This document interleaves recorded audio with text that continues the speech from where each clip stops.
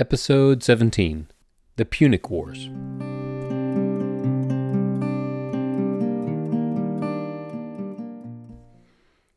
Hi, my name is Clayton Mills. Welcome to A Short Walk Through Our Long History, a podcast where we look at the events of history and try to see how those events shaped our modern world. This is Episode 17, The Punic Wars. Okay, quick administrative note here before we get started. I have realized that my episode numbering system has gotten a bit off. My numbers haven't been matching the number assigned by the podcast apps. So, last episode, which I called episode 15, was numbered 16 by the apps. So, in this episode, I've corrected that, and from now on, the episode numbers should match. Sorry about that. Rookie mistake. Anyway, back to Rome. Throughout Roman history, from the early days of the Republic to the last days of the Empire, Rome was threatened by barbarian tribes. They came marching down from northern Europe every couple hundred years, and occasionally they captured and burned Rome. But Rome's biggest threat was not the barbarians, at least not until the very end. At the height of the strength of the Roman Empire, Rome faced their most dangerous threat, and they also suffered their very worst and most embarrassing military defeats. That threat came from the city of Carthage, and especially their great general, Hannibal. The Romans called the wars with Carthage the Punic Wars because the Carthaginians were descended from the Phoenicians, and the Latin word for Phoenicians and Carthaginians as a people is Punicus, so therefore the Punic Wars. There were 3 Punic Wars, but it was the Second Punic War that was the real threat to Rome. Now, one of the reasons that the barbarians are not the biggest enemy of Rome is that they tended to come to Rome, sack and burn it, and then go back to the north, usually complaining about the heat, the traffic, and the expensive touristy things around Rome. Hannibal, on the other hand, was really trying to bring Rome to its knees and make Carthage the dominant power in the Mediterranean. As we will see, Hannibal beat the Romans at their own game, time and again, and really almost destroyed the Republic at the peak of its power. Hannibal definitely deserves consideration in the discussion of the greatest generals of all time. I mean, he's up there with Napoleon, Julius Caesar, and Alexander the Great. Now, oddly enough, Carthage and Rome really aren't anywhere near each other. Carthage is about 400 miles away from Rome if you go straight across the Mediterranean Sea. To get from Rome to Carthage on land would take months. Even on ships, it took a couple of weeks because most ships don't sail just straight across. It's too stormy across the middle of the Mediterranean. Ships sailed from port to port, never getting too far from land. So why did these sort of distant neighbors go to war? It has to do with the geography of the Mediterranean. If you look at a map of the Mediterranean Sea, Italy sticks downward right in the middle of the Mediterranean, and along with the island of Sicily, it kind of makes a natural split between the eastern Mediterranean and the western Mediterranean. Carthage was on the North African coast, kind of right at the spot where Sicily points at Africa, kind of right on the line between east and west. Google it, look at it on a map, it makes much more sense that way. The Carthaginians had sailed from Phoenicia originally, but by the time of the Roman Republic, Carthage was the biggest, wealthiest city in the whole Mediterranean. Also, Carthage had very little useful land of its own because not too far south of Carthage is the Sahara Desert. So Carthage had become rich by creating a seaborne trading empire, trading with other places all over the Mediterranean. They had set up colonies in Sicily, Spain, and along the North African coast. This is where the conflict comes in. Rome was also interested in Sicily and Spain. And Rome was interested in establishing its own trading empire. As the 2 biggest, richest, and most empire-minded cities in the Mediterranean, it was probably inevitable that they would begin to fight over who got to subjugate the rest of the tribes and cities of the area. Also, there's an epic Latin poem by the Roman poet Virgil, called the Aeneid, and that makes the case that the conflict goes back even further.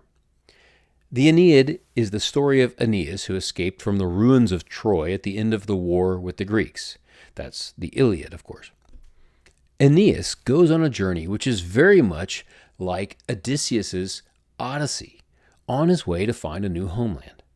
Virgil was very much trying to replicate the tone and the storyline of the Odyssey and use it to give Rome its own historic, heroic origin story. And in the end, Aeneas supposedly does come to Rome and start a line of kings that leads to Romulus and Remus.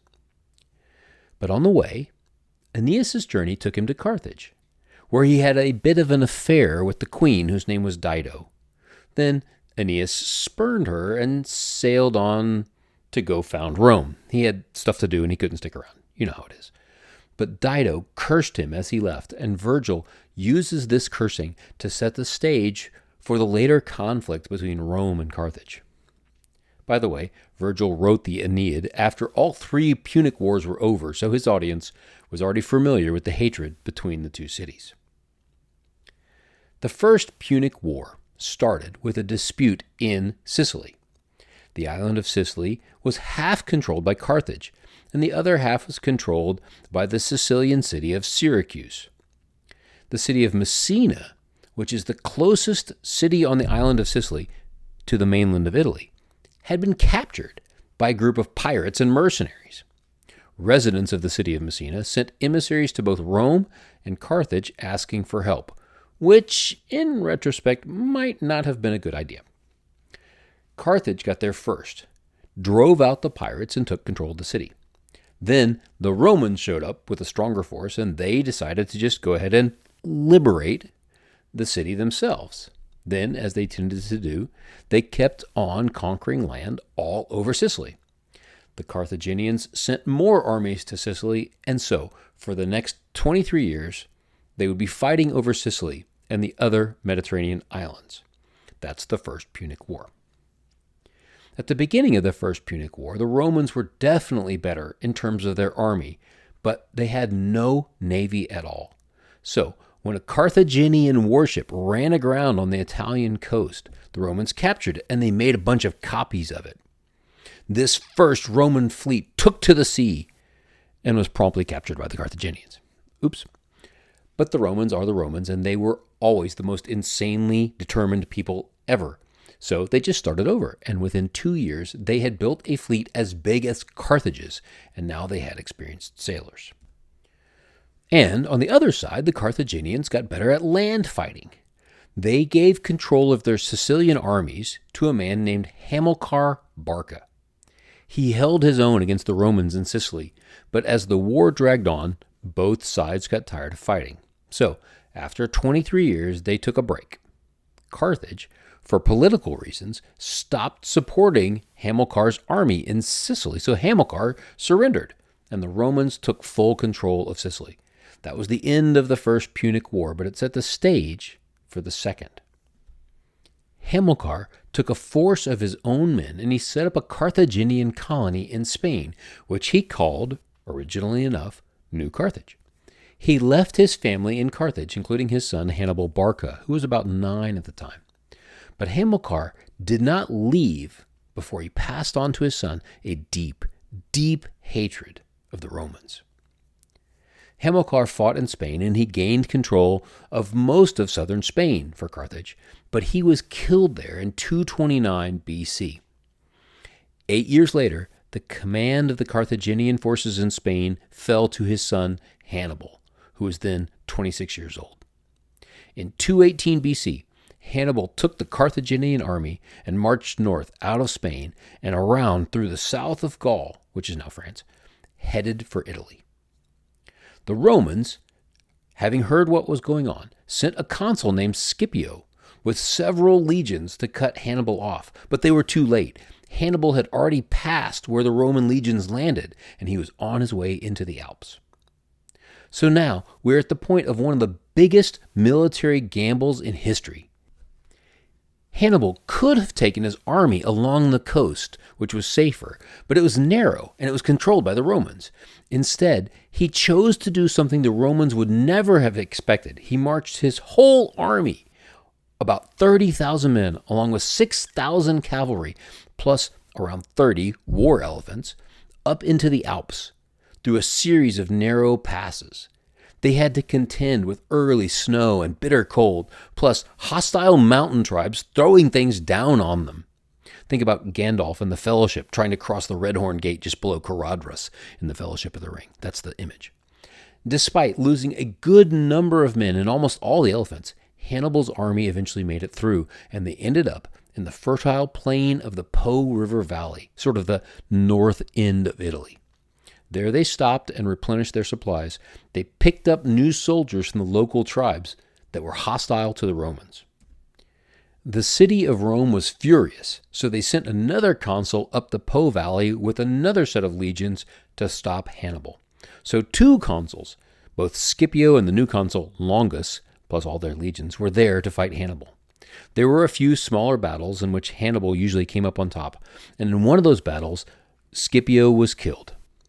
Then Hannibal lured Longus into a long, narrow field next to Lake Trasimene, and then attacked the Romans from hidden positions in the hills. The Romans were completely surprised, completely unprepared, and most of the 2 legions were destroyed. The Battle of Lake Trasimene was one of the worst battle losses ever for the Romans, but Hannibal was only getting started. He was soon going to win some even bigger battles. By the way, if you're interested in the strategy of these battles, there's a good YouTube series on Hannibal by a group called History March. That's M-A-R-C-H-E. That's pretty long, but it really does give you a good idea of what a military genius Hannibal was. He was able to surprise and defeat the Roman legions time and again, despite having less men in every battle. After Lake Trasimene, Hannibal could have marched right down to Rome and taken the city, but he decided not to. Instead, he attacked his way down the east coast of Italy, Rome's on the west coast, and down into central Italy. The Romans at first sent a few legions to follow Hannibal around but not attack him. But meanwhile, they raised more legions. In 216 BC, 2 years after Hannibal had crossed into Italy, Rome raised an army of about 100,000 men and marched them south to fight Hannibal, who at that time had about 50,000 men, half as many as the Romans. The 2 armies met at the town of Cannae on August the 2nd. Hannibal, fighting in the front lines with his soldiers, backed his lines up really slowly and lured the Roman army into a pocket.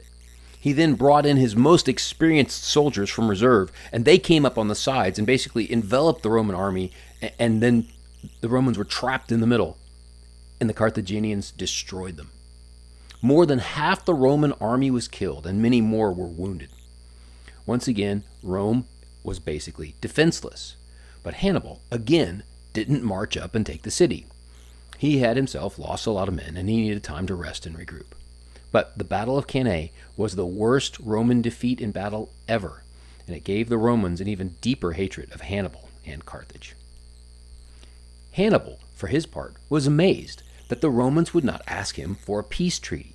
He was expecting them to come to him and sue for peace, and then they would have had to accept Carthage's terms, a reversal of the First Punic War.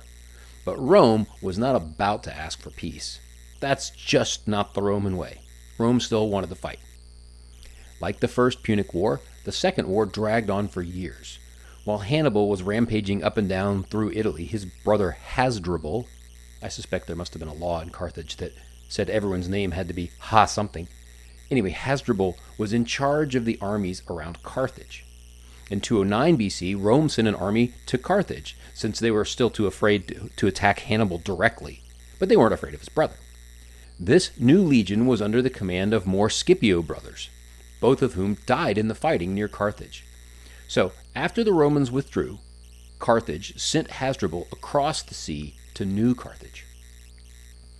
There, Hasdrubal was met by yet another Roman army, led by yet another Scipio, this one the son of one of the Scipios who had died fighting around Carthage.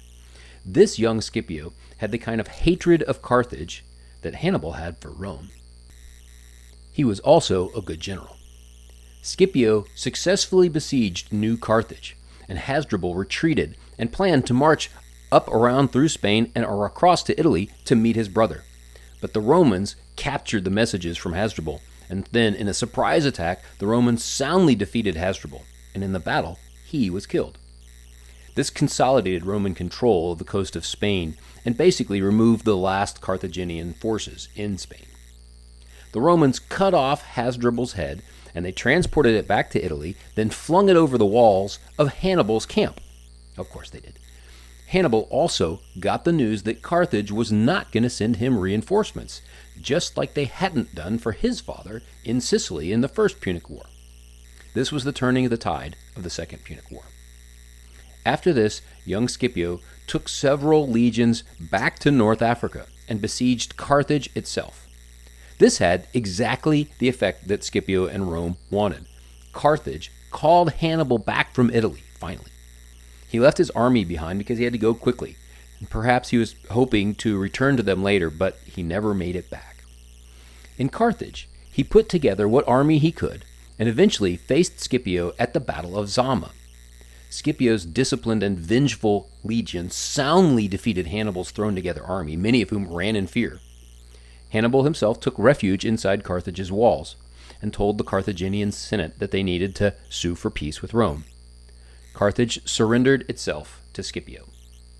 Rome took over 500 Carthaginian ships and burned them all, but they did not destroy the city, and they did not capture Hannibal. But the Second Punic War was over. For his efforts, young Scipio gained the nickname Scipio Africanus, and he also gained the admiration of Hannibal and a reputation as one of Rome's greatest generals. A few years later, Hannibal, still in Carthage, got news of a plot by a rival family to hand him over to Rome, and so he fled from Carthage and he went to Ephesus, and he was received by the court of Antiochus III, the ruler of the Seleucid Empire. They were considering fighting against Rome. After hearing again that people were planning to hand him over to Rome once again in Ephesus, he fled from Ephesus to Bithynia. Apparently, while Hannibal was in Bithynia, Scipio Africanus came there as part of a Roman delegation, and the Greek historian Appius says this about their meeting. It is said that at one of their meetings in the gymnasium, Scipio and Hannibal had a conversation on the subject of generalship in the presence of a number of bystanders, and that Scipio asked Hannibal whom he considered the greatest general of all time, to which the latter replied, Alexander of Macedonia. To this, Scipio assented, since he also yielded first place to Alexander. Then he asked Hannibal whom he placed next, and Hannibal replied, Pyrrhus of Epirus, because he considered boldness the first qualification of a general. And he said, it would not be possible, he said, to find two kings more enterprising than these. Scipio was rather nettled by this, but nevertheless he asked Hannibal to whom he would give the third place, expecting that he would at least receive the third. But Hannibal replied, to myself, for when I was a young man, I conquered Hispania, and I crossed the Alps with an army, the first after Hercules. As Scipio saw that he was likely to prolong his self-laudation, he said, laughing, where would you place yourself, Hannibal, if you had not been defeated by me?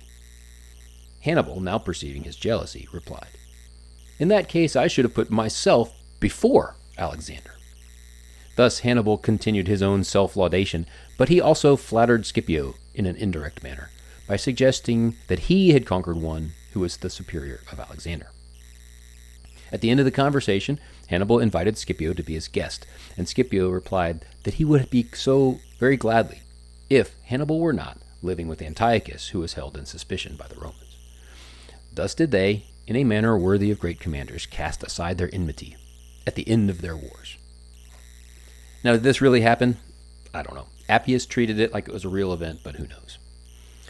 While he was still in Bithynia, Hannibal heard yet again that people were planning on handing him over, and so instead of running or being captured by the Romans, he took poison and he killed himself. This was around 182 BC. The historians differ on the date.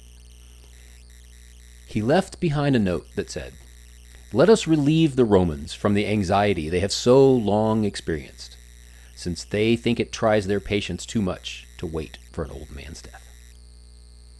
Hannibal, Rome's greatest enemy, was dead. But this wasn't the last Punic War. In 157 BC, more than 50 years after the end of the Second Punic War, Rome sent a delegation to Carthage.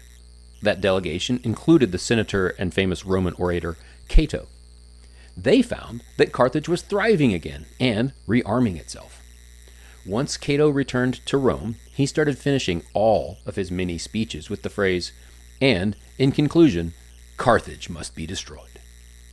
The Roman Senate demanded that the Carthaginians abandon Carthage and rebuild their city 10 miles inland. That's so Roman. Can you imagine being told to abandon your city and rebuild it 10 miles from the coast? Of course, Carthage refused. So Rome sent yet another army under the command of yet another Scipio, this one the grandson of Scipio Africanus. They besieged Carthage and they eventually captured it. Then they burned it to the ground, destroyed the foundations of the buildings, and salted all the land around it so that no crops would ever grow there again. Carthage had been destroyed. Rome took control of Carthaginian territory and would eventually go on to control all of North Africa. About this same time, Rome also conquered Macedon and Greece and parts of Asia Minor, that is Turkey, and consolidated their control of nearly all of Spain. So by the year 146 BC, the Roman Republic was in control of most of the Mediterranean. However, Rome was still in deep danger. But this next danger was from within. The great success of Rome did not extend to all of its inhabitants, and as the Republic grew, so did the gap between the rich and the poor. This tension between the plebeians and the patricians would prove to be the undoing of the Roman Republic. More than the barbarians, more than even Hannibal, the Roman Republic would be destroyed by the fighting between the rich and the poor. Now, there's a lesson that we today might need to take note of. Next episode, we'll look at the end of the Roman Republic and the rise of one of history's most famous people, Julius Caesar.